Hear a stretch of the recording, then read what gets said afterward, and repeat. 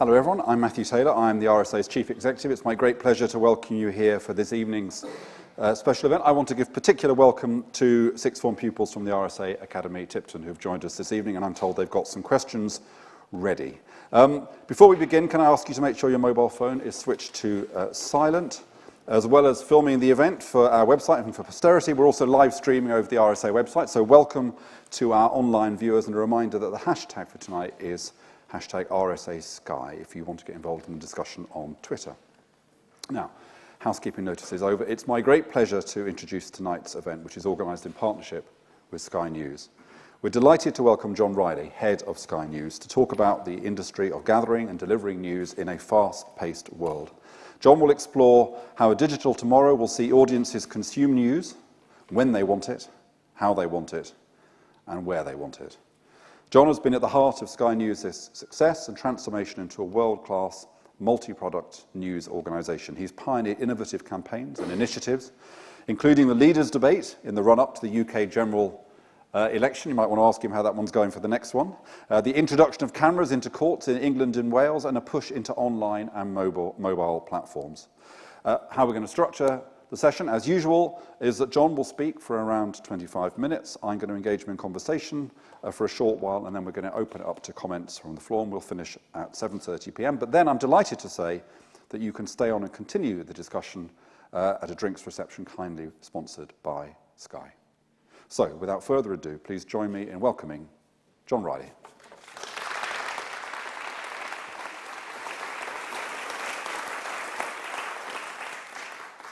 Hi, good evening. Please think about the furniture in your own sitting room. I'm pretty sure the chairs are arranged so you can watch the television. The day that you decide to arrange the furniture in another way is the day when I will get really worried. Now that I've persuaded you to think for a moment about your home, I'm going to tell you something about the home I grew up in. My father was a vicar's son. Right up to the day he died, he was horrified that his son was a journalist, and worst of all, a television journalist. My dad hated the way that the news had an almost religious hold on us. After all, the news summoned us at fixed points of the day to be present at a particular place, looking in silence in a particular direction, with one channel even starting its 10 p.m. ceremony with the tolling of a very loud bell. My dad wasn't the first person to notice the ritualized reverence that some people give to the news. In the early 19th century, the German philosopher Hegel wrote, "Reading the morning newspaper is the realist's morning prayer." Hegel believed that news had eclipsed religion. That same Hegel quote has also turned up in a book called The News, A User's Guide. The author is Britain's philosopher of everyday life, Alain de Botton. In it, de Botton is fairly disdainful about the news media in general, though I'd argue his research seems to have reached not much beyond the BBC. Anyway, de Botton goes a lot further than Hegel.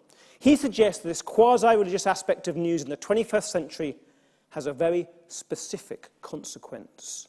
It means that we, me, you, the public, must treat it deferentially and comply with its rituals without question or hesitation. Sounding a little bit like George Orwell, he says, and I quote, "The distinctive priorities of the news are crafting a new planet in our minds." Well, with all that in mind, I have a piece of breaking news to give you this evening. I would like to formally announce that I won't be changing my job title to head priest of Sky News. Instead, I'm going to try to explain why de Botton has simply got it wrong. and why non-stop news services like Sky are part of the reason he's got it wrong. Far from shaping people's views, we are simply giving them the most accurate information, impartially, so that they can shape their own views. To do that properly in the 21st century, people want the most accurate information and up-to-date information, but they also want it on their terms. And that is best delivered by a 24-hour news organisation that is available live and on demand in many different guises. Which brings me to my second text of the evening. At about the same time de Botton was publishing his book, the BBC's former director of global news, Richard Sambrook, with his ex-head of strategy, Sean Maguire, wrote a full frontal attack on 24-hour news channels. I'm delighted to say that they are here this evening. They argue that in the digital age of instant on-demand news delivered via the internet, specialist rolling news channels have had their day. In a nutshell, they said you could stick the whole lot online, spend the savings on more journalism, and therefore serve the audience better. It's a clever argument, Richard. Sean, it's a persuasive argument. But you've got it, with great respect, completely wrong.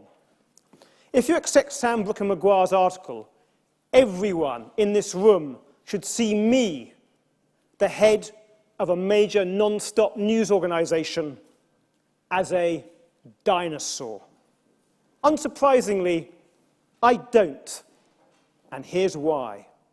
Their argument is simply too narrow and out of date. It considers an old world where it's possible to pigeonhole organisations and what they do. News organisations can no longer be categorised so easily. Sky News is not just a rolling news channel, just as The Guardian or The Times is not only a newspaper. Sky News is live and on demand 24/7. The ability to offer live coverage is a critical part of our service. You can call it a channel or a live stream.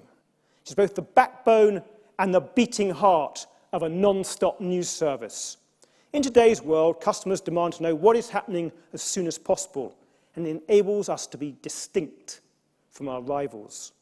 But we are so much more. We're also an on-demand service on multiple platforms, providing text, graphic, audio and video, wherever people want it. We're a service which allows our audience to consume news when they want it, how they want it, and where they want it. This evening, I want to set out my core views about the news industry and my vision for Sky News in particular. The pessimists who look backwards to some mythical golden age of journalism are mistaken.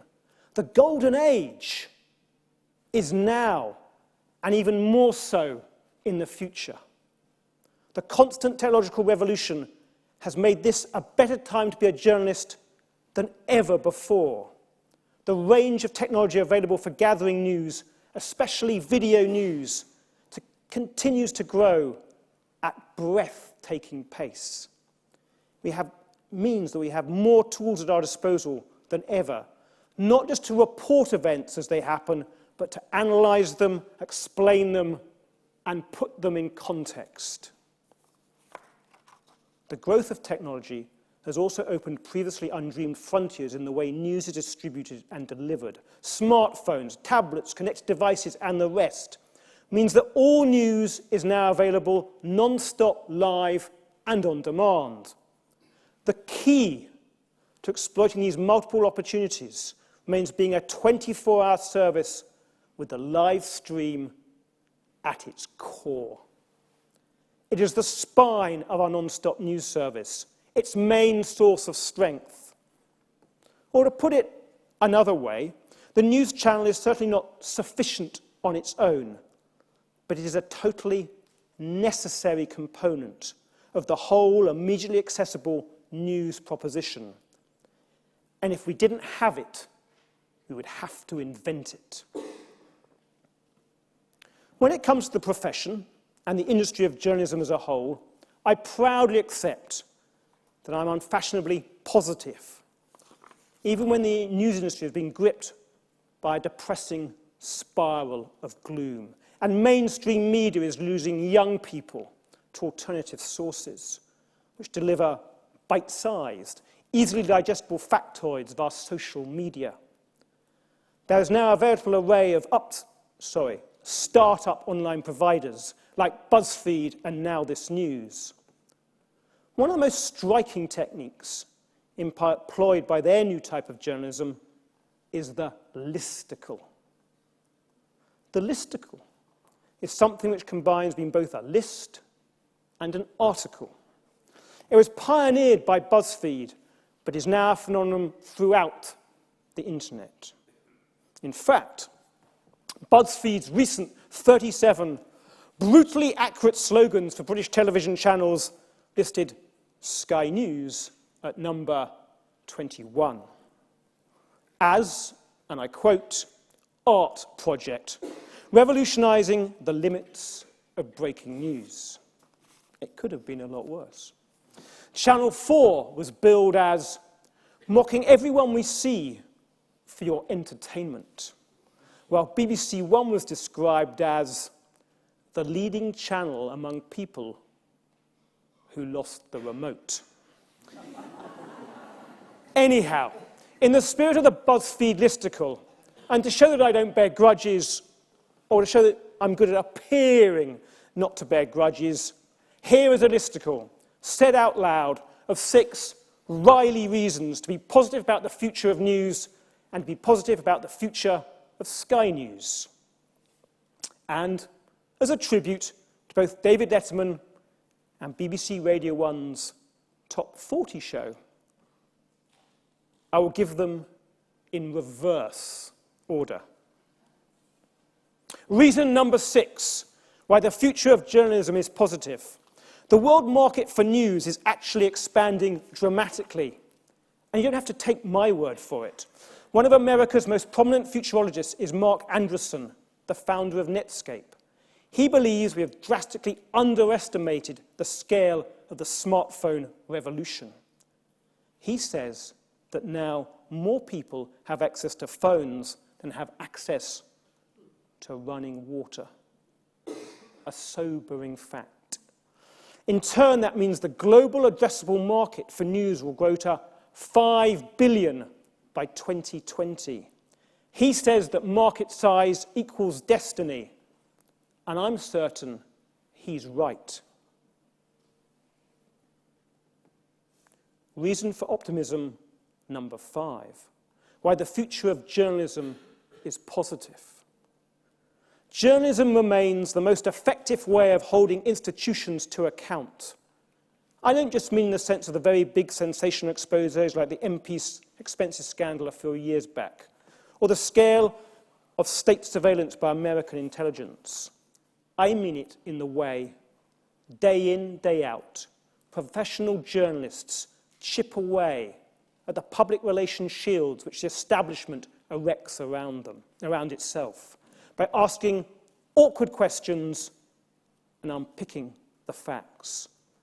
Persistent, tenacious inquiry is the rock on which all good journalism is based, at home and abroad, typified by Alex Crawford in South Africa, Robert Peston in the City, Matt Fryer in Ukraine, and Eamon Holmes in Osterley.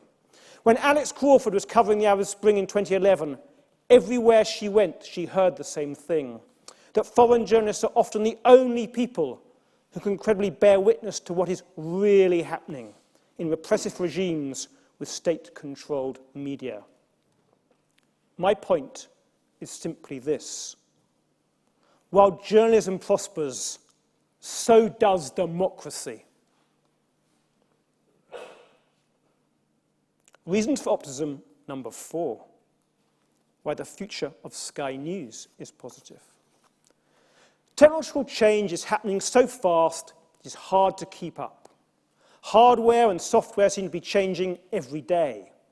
At heart, though, the revolution is powered by an explosion in internet provision. The latest thing from Facebook and Google is the use of drones and balloons to spread internet connectivity in the developing world. The technology revolution has also transformed journalists' ability to tell stories. Today, we can gather news from almost anywhere, and often we can do it live, as it actually happens. In 2011, Alex Crawford scooped the world by reporting live in vision from a rebel truck as it drove into Tripoli. It was an amazing team effort. Her producer pointed the broadband satellite dish at the sky, tweaking it a few millimeters at a time to keep the signal steady. They got the power from the truck's cigarette lighter. Last year, our Mark Stone reported live but covertly from the North Korean capital. This was an unprecedented feat, only made possible because of some in-depth research by his cameraman into North Korea's mobile phone system. Perhaps even more remarkably, Stone reported live on camera from inside a Chinese police van after being arrested. I've tried to discourage him from trying to repeat the experience. At home, the advent of 4G has transformed the mobile phone into a miniature camera-cum-satellite truck. Our reporters use mobile phones to report live in vision from the West Country floods when it was impossible to get a vehicle anywhere near them. One reporter even used his phone, not only to shoot, but also to edit and feed his report after the main camera packed up. Our latest bit of kit is a drone equipped with a high-definition camera. It provides remarkable aerial video, closer up than a helicopter can offer, and at a fraction of the cost. We live in an era in which we've had to report far too much bloodshed. So I am quietly proud of the fact that we're using drones not as a platform for launching air-to-surface guided missiles, but as a platform for delivering precision-guided news. Reasons for optimism number 3. Why the future of Sky News is positive. This revolution in technology has not just transformed the way we gather information. It has also revolutionized how we present it and analyze it. Today, the concept of multimedia journalism is no longer some text, a few stills, and maybe a bit of video. It's an intricately woven tapestry, which is the most suitable media to tell every aspect of the story. One of the most important departments at Sky News is our graphics area, where highly skilled designers create technically complicated yet brilliantly simple visual explainers. The best examples recently have been their work on the missing Malaysian plane MH370, providing a depth of analysis which no amount of video or words could match. If there is one point in which I find myself in complete agreement with Alain de Botton, it is this. News just can't give us the facts. News must tell us what these facts really mean. Our recent focus has been on expanding and reinforcing our already powerful team of specialist journalists, whose job is not just to report the news, but to explain it, using all the resources available on multi-platforms. Ed Conway, our economics editor, even devised a piece of bespoke technology to help him explain the intricacies of higher economics. It's called Conway's Console. It's an app which brings together a raft of data about how different regions in the UK are performing economically. We use it, you may have seen it regularly on air and on digital platforms to show which regions are faring well and which are faring less well. But it's also a tool which is proving very popular with our users, who can use it themselves on the web and mobile to do their own analysis. We're not doing, I believe, what de Botton accuses us of, trying to craft a new planet in the minds of the audience. In fact, we are giving our audiences the tools to discover the facts and form a view for themselves. A key advantage of non-stop news services is the scale of the canvas we have to work on. 24 hours of airtime every day, plus infinite capacity on digital platforms. For example, we have produced, under extreme time pressure, nightly reconstructions of the Hutton inquiry, when no one else could even think of doing that. We spent an entire week reporting on ordinary life in Afghanistan and provided precisely what de Bournon says should be the task of foreign news. That is, and I quote, to foster our attention to what is apart from us, to facilitate mutual understanding between us and other populations. And we surprised the world, the then President of Pakistan and the White House, when we ventured deep into the Swat Valley in northern Pakistan to show video evidence that the Taliban were carrying out Sharia law in broad daylight. And more recently, Sky's week-long look at immigration posed questions that are seldom asked or answered in Britain. Reason for optimism number 2. Why the future of journalism and Sky News is positive. Great journalism has real value. The expanding global market for digital news includes an incredible range of appetites, from the micro-niche to the very broad, a category that Sky News is very happy to be part of.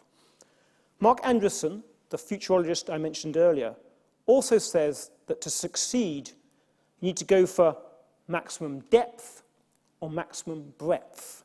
Well, I know that it's possible and necessary to do both. We must not be satisfied with just licking the surface of the apple. We should aim to bite into its core. Accuracy and truth and depth in journalism also have real, immediate, and lasting value. News may have been swallowed deferentially and without question at some time in the past, when news was handed down like tablets of stone. But Sky News smashed that mould a long time ago. The very concept of a rolling news channel has transformed the whole relationship between broadcasters and viewers in the United Kingdom. The challenge is to provide news at any time, day or night, and it puts the viewer immediately in charge. They decide when and for how long to watch.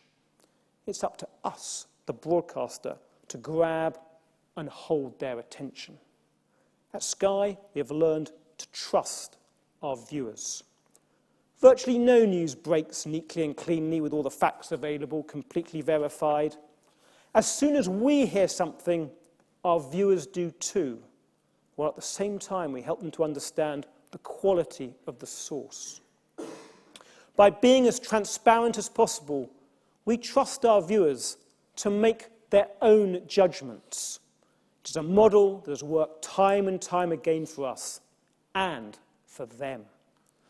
So before Sky and the other 24-hour channels, news, whether delivered by newspaper, TV or radio bulletins, was no more than a quick snapshot of what the editors believed to be the truth, on the evidence available at the time. Back in November 1989, the night the Berlin Wall came down, I was a producer at the BBC. Arguably, it was probably the most significant story of the second half of the 20th century. The news began coming in the early evening that East Germans were free to travel anywhere in the world. Yet the BBC News began, as usual, at 9 p.m, because that was when it was scheduled to begin, and it came off air 28 minutes later. Scheduled in stone, although astonishing events were still taking place in Berlin. 24-hour news channels have changed all that. A couple of years ago, the think tank Demos reported that despite the myriad of trustworthy journalism and accurate information which is available online, there is also, and I quote, equally unprecedented amounts of mistakes, half-truths, mistruths, propaganda, misinformation, disinformation, and general nonsense. A recent survey carried out for Sky News showed that the two most important features the public wants in a news provider are high quality and impartiality, even ahead of ease of access and speed of delivery. For that reason, mainstream journalism inevitably has a strong future.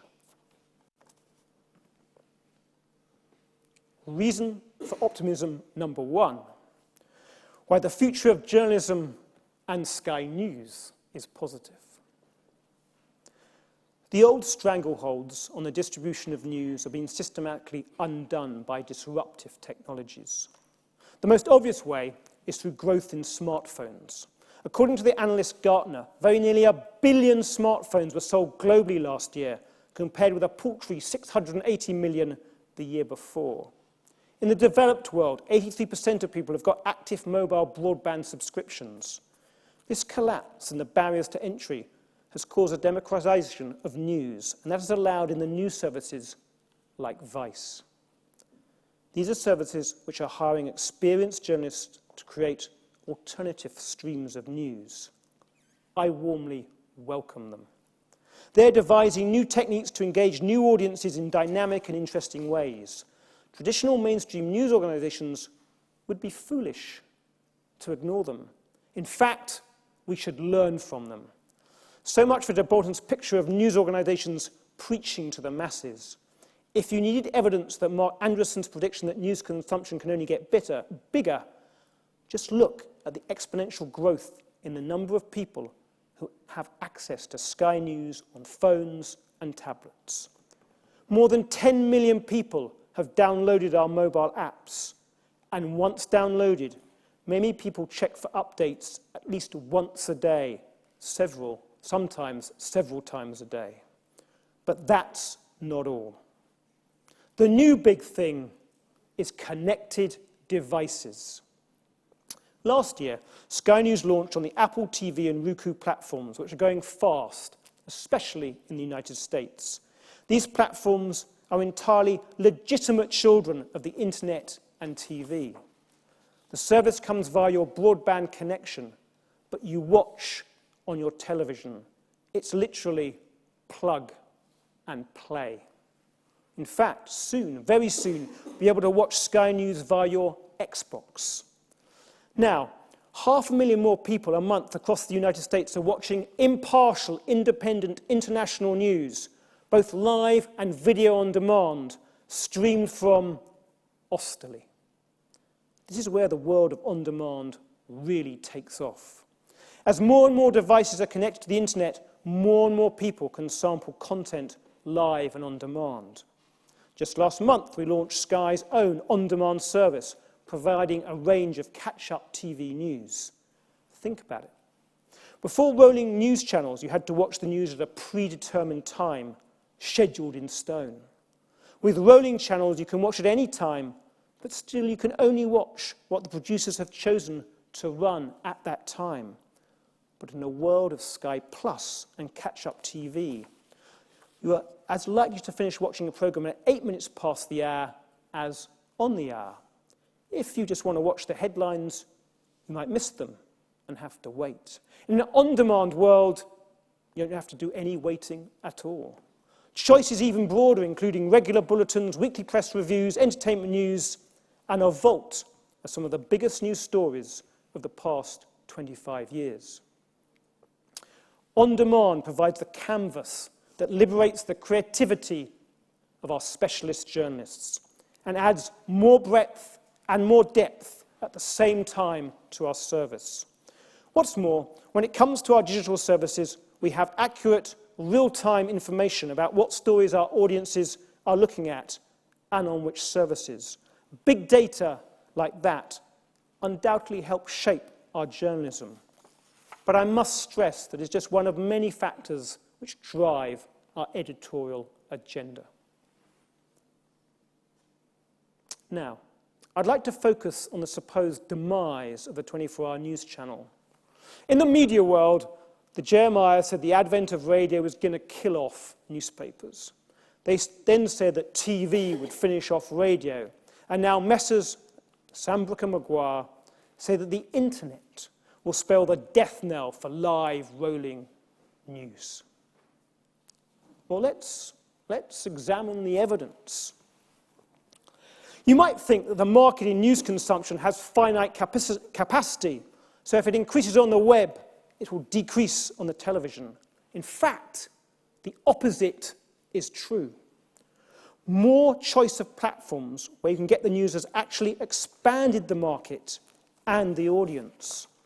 According to the Reuters Institute for the Study of Journalism, as people acquire more devices, they consume more news. 77% of people who get news from their mobile phone and 81% of those who get it from a tablet also watch it on television. In Britain, 74% of people said they looked at news online at least once a week, while 79% also watched it on television.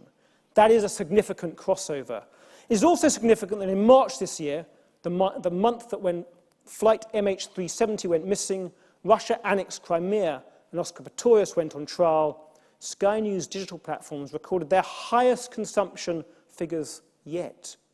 At the same time, the TV's channel consumption figure was the third best overall for the past 10 years. As the Reuters Institute report says, digital may be impacting traditional platforms, but it is not yet replacing them. While user engagement on our digital outlets continues to grow, our TV audience remains buoyant. This is because each platform has its own particular advantages for following the news, which are reflected in their patterns of use. Mobiles are good when you're on the move. Computers work at work, and tablets and TV are best for the evenings and weekends. Nothing beats live video when something big is happening. If we suddenly heard the missing plane MH370 had been found and there were pictures of it to see, what would we do to find out more? The rolling TV news channel remains a supremely powerful, engaging, and efficient way of distributing live coverage of unfolding news events to large numbers of people, guaranteeing shared experiences that we remember. We watched live on television the first leaders' debates in the spring of 2010. We watched live on television the rioting spread across London in the summer of 2011. We watched live on television the same summer the sudden fall of Tripoli. And this winter, we watched live on television farmers on the flooded Somerset levels confront the head of the Environment Agency. Communal moments of big national and global significance that no other media can capture in the same way. However, this debate is not just about the best ways of reaching audiences. The technological revolution in news is forcing the entire industry to reassess every single one of its working practices. A recurring theme in this transformation is the idea that other newsrooms have grasped that a non-stop video news service needs a production backbone. The Wall Street Journal's WSJ Live is a live programming stream which has much of the look and feel of a rolling news channel. So does HuffPost Live. Both HuffPost Live and WSJ Live are delivered via the internet only as live streams, but also as video on demand. They are effectively rolling news channels, which are not on what people traditionally call television. They generate vast amounts of video, which online attracts premium advertising rates. They have paid us the highest possible compliment by imitating us. The impact of these developments has reverberated around some of the world's most established news organizations. At the New York Times, executives have recently been warned by their own staff they're in danger of getting left behind. Hence, my unshakable belief that if Sky did not have a rolling news channel, we would have had to invent it. It is the heart of all our journalism on all our platforms. It is necessary, but as I hope I have stressed, not sufficient on its own. It is merely part of a non-stop news service, albeit a massive and vital part. Sky News, live and on demand, 24/7. to conclude, I'm going to do something which no news journalist should ever do. I'm going to tell you what I think will happen in the near future and also what I would like to happen. One of the laws of the digital world is Amara's law, coined by Roy Amara, a Stanford computer expert. It states this: we tend to overestimate the effect of a technology in the short run and underestimate the effect in the long run. Is that really true? Will we be getting our news from today's ultra-fashionable must-have devices, wearable tech like Google Glass, or Samsung's Galaxy Gear watch phone, a computer on your wrist? Or connected cars, currently being developed by Ford, which don't just give you the news, but tell you if you're about to have a heart attack? I'm certain that gadgets like these are no real threat to rolling television news.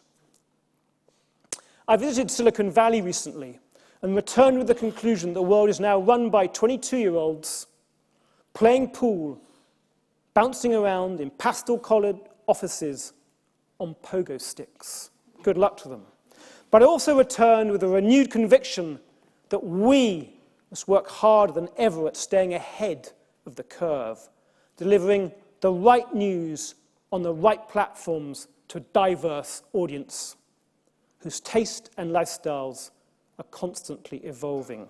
That is the way to make sure that we are ready, not just for next year or even the next 10 years. I mean ready for the next century.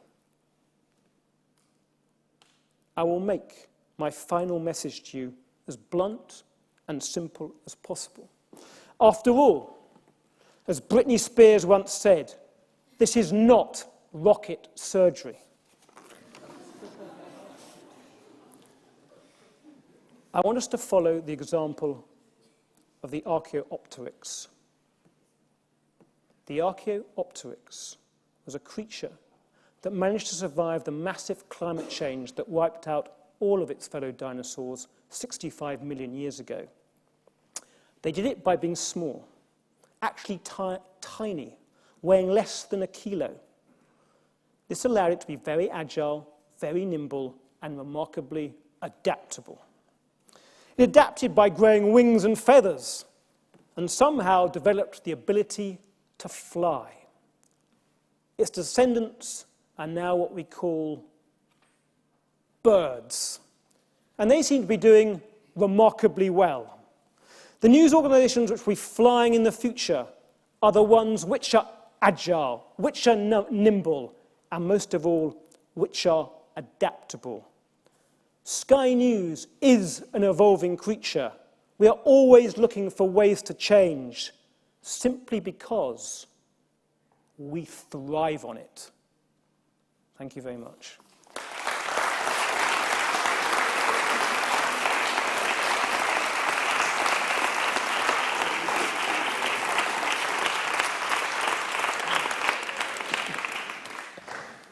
John, that was great.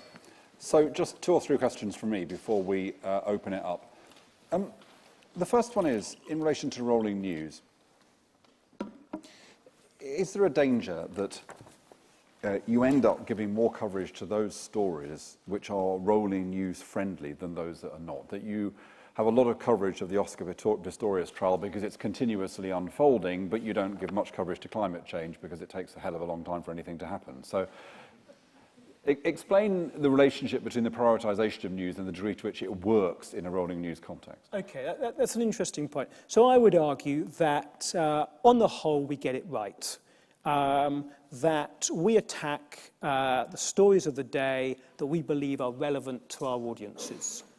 And often, in fact, those can be stories that are quite difficult to tell. Politics is quite a difficult story to tell. Quite often, as you would know, discussions and decisions are taken away from the cameras. You don't want to show too many shots of buildings. Politics is difficult to cover. The economy is difficult to cover. I mentioned Ed Conway in my speech just now. You know, economics matters hugely to everyone in this audience. It is a complex thing. It's not particularly televisual, and we attempt most days of the week to try and explain that. We've certainly tried in the last 4 or 5 years or so. So politics is difficult, economics is difficult. Your point about rolling live stories, up to a point, yes. If a story is unfolding, then our audiences are keen to know about it. And it'd be a little bit daft of us, in a way, not to pursue it. The Oscar Pistorius case, I think there's a serious appetite for seeing what happens in court cases. And at Sky, we've had a long tradition going back, 15 years. We covered the trial of the British au pair Louise Woodward in 1997. We did the Hutton inquiry stuff, slightly different. And we've done the Oscar Pistorius case. Yes, our audiences are interested in it, but I believe very passionately that as a news organisation, we should be trying to make processes transparent to our audiences at home. So I sort of see what you're saying, but I don't agree with it. Then another point to make is that the way we actually make decisions, at Sky, for better or for worse, we devolve decision-taking quite a long way down the line. So I don't actually attend, for instance, our 8 o'clock morning meeting. It's a gathering of programme editors, news editors from our different digital products and the TV and radio who have a chat. It's very informal about what stories we think our audience should be interested in, will be interested in, and how we might go about covering them. It's a fairly democratic process. There's not sort of me sitting there saying, right, today we'll be leading on this story and here's a tablet of stone. So I get that, yeah. But in a sense I'm asking about the flip side of that, which is not the day-to-day decision-making, but the degree to which from time to time you have to say, here's a story like climate change, for example, that doesn't move very much. We've got to find an inventive way of covering this, or else we're in danger of marginalising something that's very big just because it's tough. Yes, so I think climate change is a good one. So, you know, if we'd put up, for instance, a ticker, and we like tickers on Sky News, we put up a ticker since the channel began in February 1989 about how the world population had increased since that date, that number would have jumped tremendously. I think climate change is a hard one to crack. What we did at Sky News some years back now is we dedicated an entire week to coverage of green issues and the rights and wrongs of the climate change debate.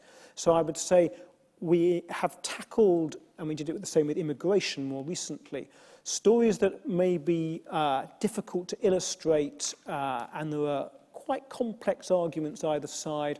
We devote, in a way that I guess I would argue terrestrial news bulletins that only have 25, 26 minutes a night to approach things, we can devote a long time, that big canvas I talked about in my speech, to looking at those particular issues.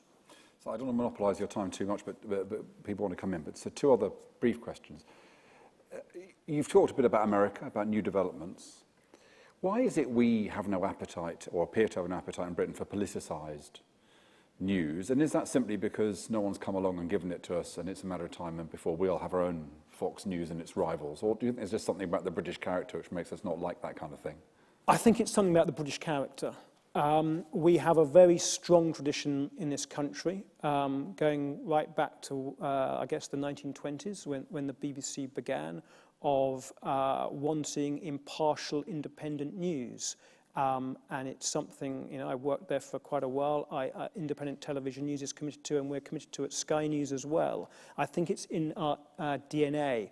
The Fox News model is good for business in America. Impartial news is good for business in the UK.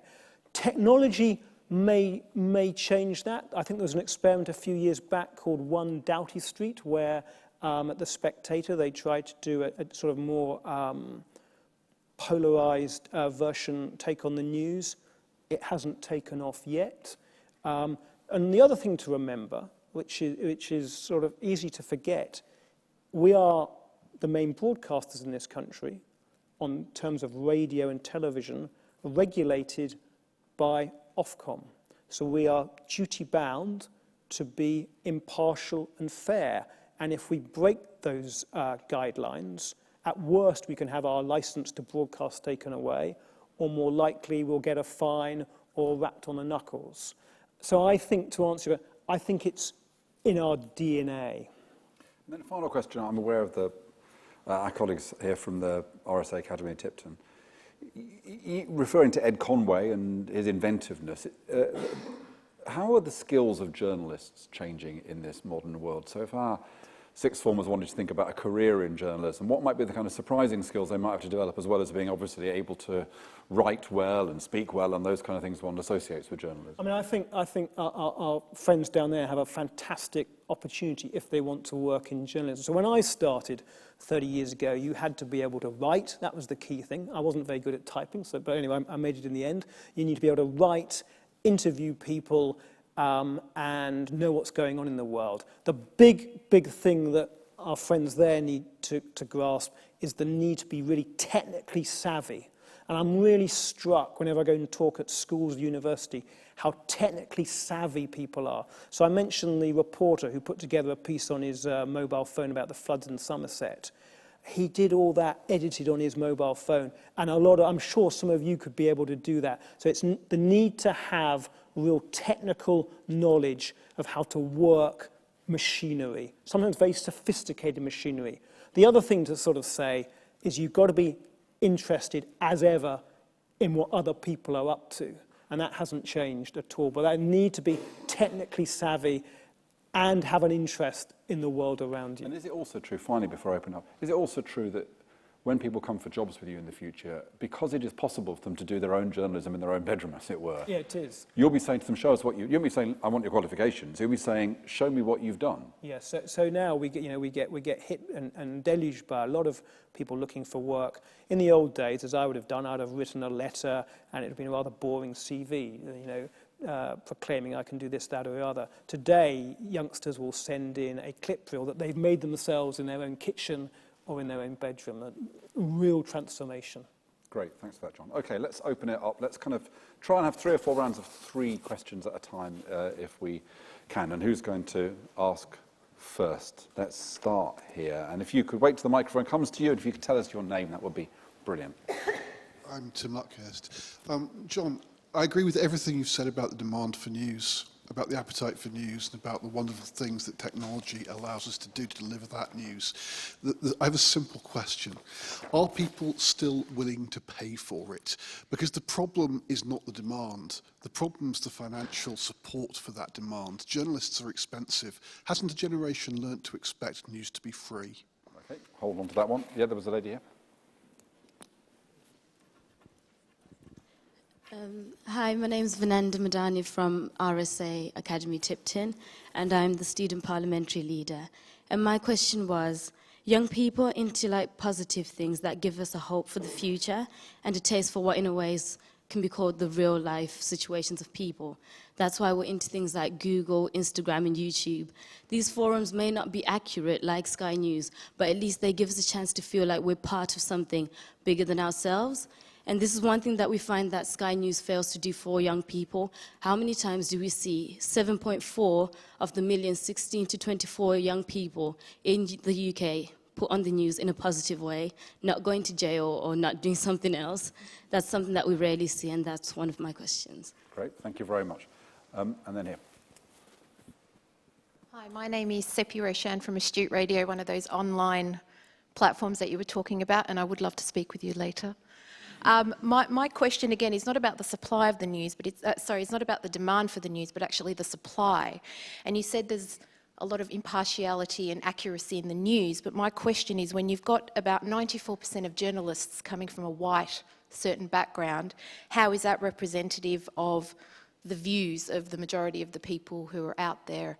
So in that sense, is it actually impartial or accurate? Because it really depends on the point of view and where the what's the word I'm looking for? Where the point of reference is, and the I've just gone blank. I've forgotten the word. We all know what you mean. We all know what you mean. Okay. Focus. Okay. That's the word. I'll attempt to answer those in reverse order, if I may. I think your point is absolutely well made.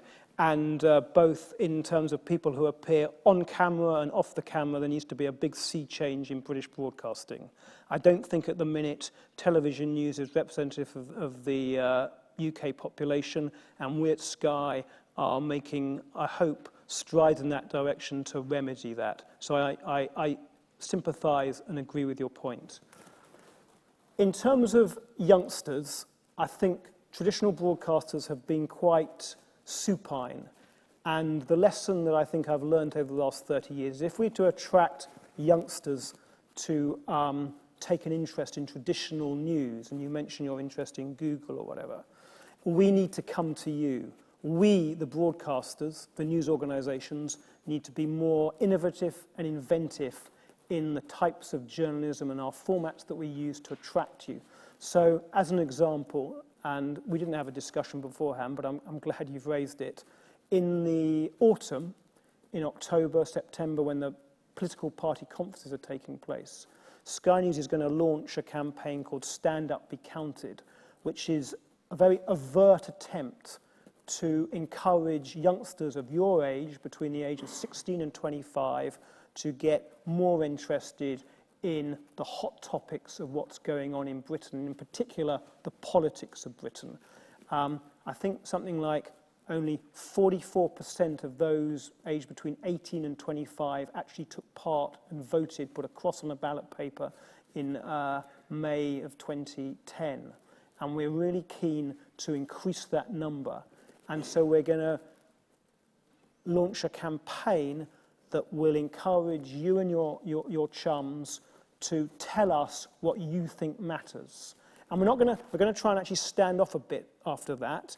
And if someone wants to write us a letter and tell us what they feel, so be it. We hope you use Twitter, send us a video that you've made in your kitchen or your bedroom, but it will be your opportunity. We'll provide the platform to give your generation the chance to give you a voice to air what you think matters in modern Britain. And we're devoting quite a lot of resource to do that, because I think you're spot on. We have been too reluctant and we've sat back and been supine. And then to your point about, I do think that people will pay, but it's got to be really high quality stuff. There's quite a lot of average quality. And it goes to my point about analysis and explanation. And at Sky News, for better or for worse, we've put a lot of effort the last 3-4 years in hiring journalists who will provide, I hope, really high-quality analysis. Ed Conway, Mark Kleiman, Adam Bolton, Tim Marshall, Sam Kiley, Paul Kelso in sport. That people will be prepared to want to really hear what those individuals are going to say and their take on particular events. And it was very much, our decision to hire from Channel 4 Faisal Islam as our new political editor. They're individuals who we believe have real insights that stand out from the day-to-day reporting. Okay, let's try and get through 2 more rounds of questions if we can. Gentleman there. Thank you. My name is Hugh Ellison. I'm a consumer, and that's my point of view. 2 questions. One, would you like to just say something about the BBC and why that effectively should be forced on us free of charge, and what's Sky's view on that as to whether the BBC should actually be allowed to continue along that line? Second question, you talk about the impartiality of the news, but to my way of thinking, a lot of the news comes, a man stands up, he gives an opinion, he pulls someone off the street who agrees with his opinion, end of story. And in my view, that is not impartial. We also got the hidden press, haven't we? Why was, and again, I won't blame Sky, but think of Jimmy Savile. Everyone you talk about who knew him knew what was going on. Talk about Charles Kennedy, an alcoholic. But it was a long time before he was actually revealed as an alcoholic, and I really don't understand why the news were not prepared to do something about that. Thank you. Okay, there's somebody there. with a bicycle on a T-shirt. Oh, Hi. how did you get the mic? I didn't even point to you, but fine, no, you could. Yes, and you can pass it forward afterwards. Go on. No, it's fine. Mark Bunting. I'm from the broadcaster that everybody has to pay for, but is only for people who've lost their remote controls. I also agree that the global opportunity is there, but I'd also like to ask a question about the economics of it and when you think it'll be possible to make sufficient money out of those billions of smartphone users to cover the costs of an international news operation, and where in particular you see the opportunities for Sky. And then pass the microphone forward. Thanks. I'm interested in your view Tell us about... who you are, say again, sorry? Tell us who you are. Oh, sorry, I'm Angela Salt. Interested in your view about so-called impartiality and this notion that you can have such things, impartiality, and that kind of paradigm that we often have where you set two views up against each other, and quite often maybe they're not 50-50 views, they may be 95% or 5%. And even more about impartiality when you get interpretive news and comment news and editorial news. So is there such a thing as impartiality? It's decades since the Glasgow University Media Group sort of highlighted that this kind of thing, there isn't such a thing. But this feels like, in a sense, a very old discussion about so-called impartiality. Okay, John, try those. Okay, so again, I'll do it. You can do them briefly. I'd be really grateful so we can get one more round in. Okay. I think it's a good point. Your take and my take on something will be very different. Impartiality is in the sort of the grasp of the journalist, but I think you've got to aim to be fair and reasonable. And maybe you're right that the phrase is a little bit anachronistic, and rather than being partial, you need to be fair and reasonable to both sides of the issue. But you need to put both sides of the story. To the point about global expansion, certain things I can't sort of talk about for obvious reasons, particularly as you're a competitor. We're doing some good business globally. We see North America, and by that I mean Canada and the United States, as a big opportunity for us. We're on the Apple and Roku platforms out there in discussions with other organizations.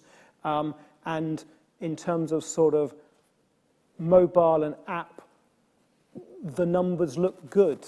You know, if I trust what our accountants and number crunchers tell me, and I do, we're onto a good thing in terms of North America. We're big in Southern Africa, and we're big across Europe, in particular in sort of A1, B1s who, you know, are willing to pay for high quality analytical journalism. And just on this issue of, are there things that you journalists know about in the news world which you don't tell us about? Yeah, I think you made a really good point about Charles Kennedy. Maybe it reflects my lack of enough time spent at Westminster. That was news to me when it came out, and I think the Savile thing is another example of slight sort of connivance, if that's the right word, between people who are really close to a particular source of news and those who are reporting. And I think the Kennedy thing does illustrate that. The Savile thing, again, I'm going to sound naive, but I worked briefly at the BBC, but I'd never heard that sort of thing, and I remember not particularly enjoying watching him on television. But I think there is, at times, too much of a sort of close relationship, too cozy a relationship between the reporters and those who are at the centre of the reporting. And that is why Adam Bolton, our political editor, is absolutely right when he says he doesn't really mix with politicians, because there's got to be a healthy distance between those that are being reported on and the reporters. And I think both Savile and your Charles Kennedy point about his alcoholism reinforce that. It's not a huge personal sacrifice, not my socialising with politicians, I can tell you. Now, I'm sorry, I'm not going to bring you back, Jen, but three final. We're breaking our golden rule of going beyond time, but there's so many hands. But take three last ones. Go. Hello, I'm Vincent Burke. Two quick questions. You talked a lot about all the interesting technology that's going to be used in news in the future. How long do you think it will be before hard copy newspapers disappear altogether, even though they're free now? And also, I work in government communication, so I'm quite interested to know what implications this sort of stuff has and all this technological development has on the PR industry and government communications particularly. Very good. Okay, we'll take the gentleman there, and then we'll take the gentleman over there. I just wondered if you noticed last week Robert Peston said that the BBC newsroom was too dependent upon the Daily Mail or took too much notice of the Daily Mail. Would that be a fair comment to make about Sky News as well? That's funny, because someone who works for the Daily Mail told me the Daily Mail never has any news stories at all. It just takes stories from other people and Daily Mailifies them. So this is a kind of circle here. Right, anyway. And then we'll take the guy over there. I've criticised the Daily Mail. I am doomed. Very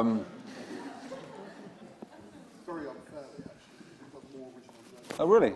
No, it was an insider you told me, but go on, yeah. Hi, Michael Heap here. Why are we in the media industry obsessed with fast news and breaking news?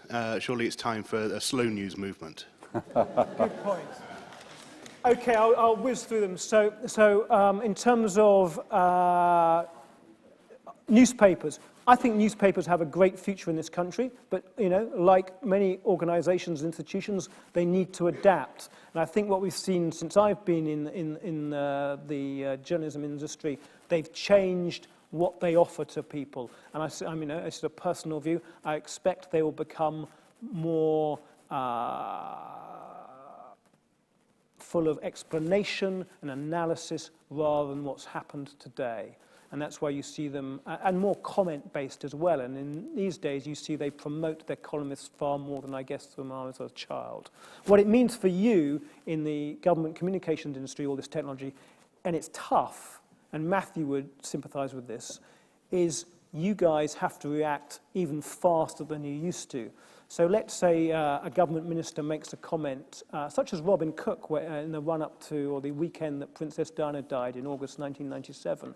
That news will now flash instantly around the world, and you or whoever you're advising has got to have a pretty instant reaction or rebuttal to that in a way that you didn't have to do. And it also means that the way you explain government policy has got to match the sophistication in terms of graphics or whatever it may be or of the broadcasters. Otherwise, you look anachronistic and out of step. The Daily Mail point. I actually, I've always been shocked from the very time I started in news at the reliance on newspapers. So since I took over as the head of Sky News, I've been really keen that we do not pursue newspaper stories in the same way that perhaps happened in the past. And that is precisely why we hire and employ journalists like Ed Conway, Adam Bolton, Tim Marshall. And there are a few people here who work with me, and I think they would wholeheartedly support and disagree if you do, that the Daily Mail in no way sets my take on the news agenda at Sky News. I'll say that really strongly. And then there was a third question. Slow news. I don't disagree. I would say that we do offer, on Sky News even, paradoxically, we offer slow news. And we're what I'd call a mixed economy. So sometimes we interview people for 20 minutes at length, but there is an appetite for fast news. We live in a world, you know, for better or for worse, of instant gratification. And there's something about the human spirit, the human condition, that likes to be included and up to speed with things.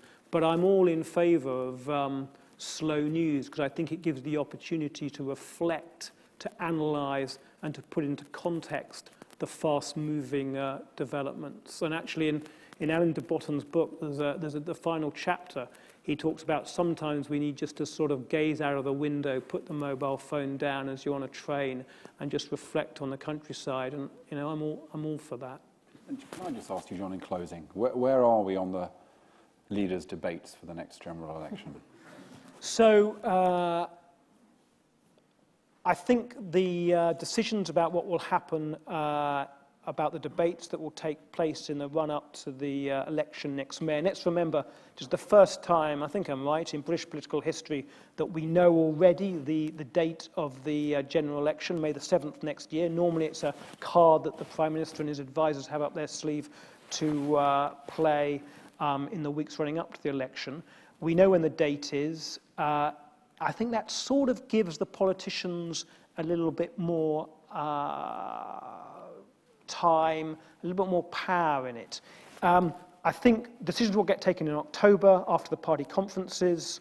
I think that David Cameron's suggestion of a format of 5-3-2 is a very strong possibility, that there will be 5 people taking part in the first debate, and in the second there will be the 3 main party leaders, and in the second one will be a debate between the leader of the opposition and the Prime Minister. What will be interesting to look out for in the next few weeks is whether Ofcom, who regulate commercial television, decide to give main party status to the UK Independence Party. And if they do that, then that will probably ensure that the leader of the UK Independence Party, Nigel Farage, can take part in the debates, and that will change the dynamic. So I think the decisions that will take place in October, I happen to say, I may be wrong, that I believe the debates will happen. Great. Well, thank you, John. People who come regularly to the RSA will know how rarely we overrun, and so it's a reflection of how fascinating the debate has been today. Somebody's going to get into a lot of trouble who can't find their phone. What's going on? We're all rather intrigued about your inability to manage your device. What is it? Is it a phone? Oh, it's the alarm. All right. Well, have you been asleep? It's a great noise. You've missed. It's been. You get someone to tell you about it when you're having a drink downstairs. Okay. Good. So 5-4. I thought when you said 5-4-3, I thought it was something like Britain's got political talent. You could vote people off, and you'd end up. 5-3-2. 5-3-2. Okay. All right. Well, it's been a fantastic conversation. I'm sure you'll agree, John. Some really, really good questions. Please stay for a drink and some nibbles, kindly sponsored by Sky News, which should be in the Benjamin Franklin room, which is immediately below this room. But most of all, join me in thanking our guest speaker tonight, John Ryley.